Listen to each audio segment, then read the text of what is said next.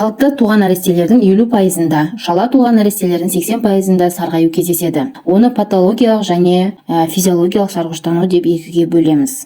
Патологиялық сарғаю кезінде бала туылғаннан кейін алғашқы күннен басталып кетеді. Денесіндегі сарғыштық 38-39 аптаға жетіп туылған балаларда сарғыштану деңгейі 14 күнге созылады. Ал шала туылған балаларда сарғыштану деңгейі 21 күнге созылады. Сарғаю дене температурасын көтерілумен жүруі де мүмкін. Патологиялық сарғыштану кезінде нәрестенің алақаны мен табаны қанық сары түсті болады. Ал физиологиялық сарғаю кезінде баланың терісі мен көзінің ақ қабаты, склерасы сарғыштанады.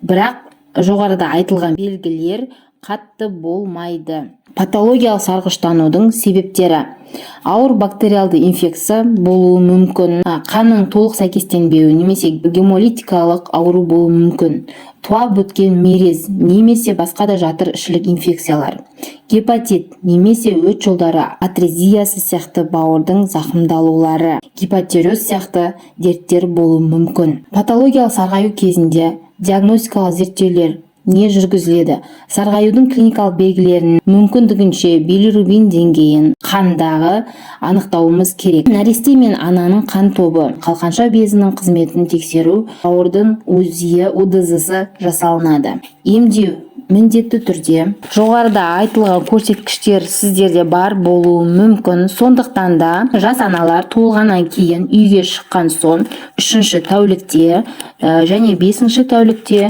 міндетті түрде үйде учаскелік педиатрларыңыз келіп қарауы қажет баланы. Учаскелік дәрігеріңіз баланың сарғыштану деңгейін анықтап сізге жағдайын түсіндіріп айтады. 3-ші 5-ші тәулікте сарғыштану деңгейі жоғары болатын болса, міндетті түрде үй жағдайында анализ тапсырып, қандағы билирубин деңгейі 200-ден асып кеткен болса, міндетті түрде стационарлық емге сіздерді жолдамамен жатқызады.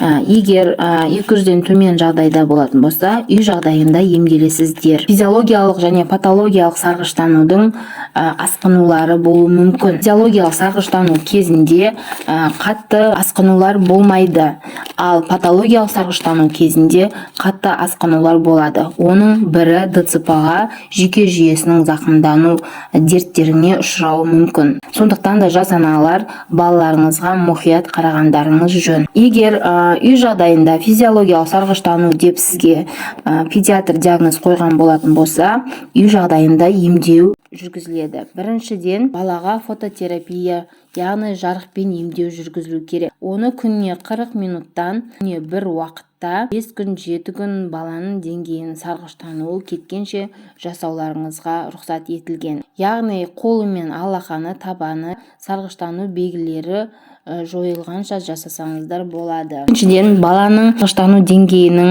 лабораториялық көрсеткішіне байланысты үй жағдайында препараттар ұсынуы мүмкін. Соны күнделікті қалай көрсетілген, сол бойынша беру керексіздер. Үшіншіден, анасына диета ұсынылады. Яғни проценті аз май, проценті аз сүт, тағы да басқа сүтті қоюландыратын майсыз тағамдарды анасына ұсынамыз.